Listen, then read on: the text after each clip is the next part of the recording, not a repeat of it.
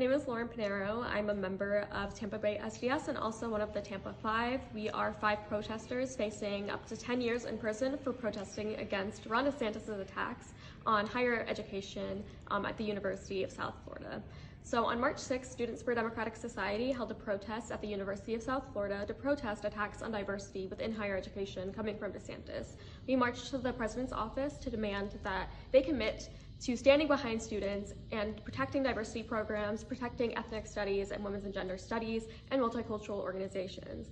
We were standing in the lobby, holding signs, leading chants for not even 5 minutes when USF Police Department officers began to brutalize protesters, grabbing them, punching them, pushing them into walls, and groping them. At that event, 4 people were arrested and were brought to the Orient Road jail. Because of so many people calling from across the country, we were able to get them released on bail, and the release was expedited that same night. About a month later, they added me to the case, charged me both academically and criminally with the same charges as the other 4, and that's when the Tampa 4 became the Tampa 5.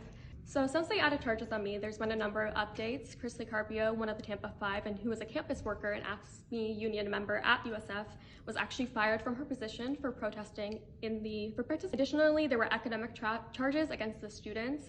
We could have been expelled because of people calling across the country. We were able to graduate and walk across the stage.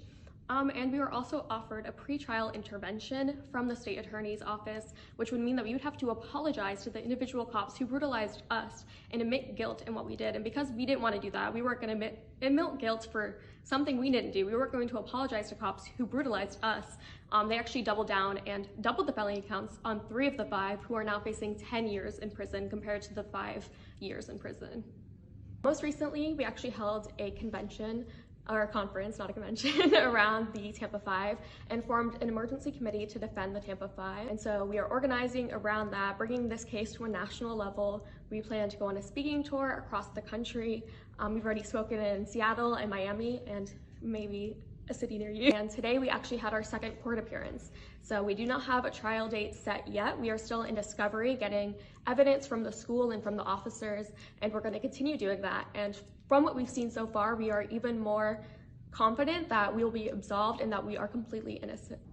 So if you want to get involved in helping defend the Tampa 5, there are a number of actions you can take. First, follow this Instagram account, Justice for the Tampa 5, which is the emergency committee to defend the Tampa 5's Instagram account. Here there's going to be a ton of updates on our case and also ways that you can get involved. You can also sign the petition, which is at peoplespetitions.org. You can donate, which there should be a GoFundMe link in our bio, or you can Cash App $ Tampa Bay SDS. Other ways you can host us in the city as we go on our speaking tour, and just continue to follow our case and get involved in any way you can. Thank you.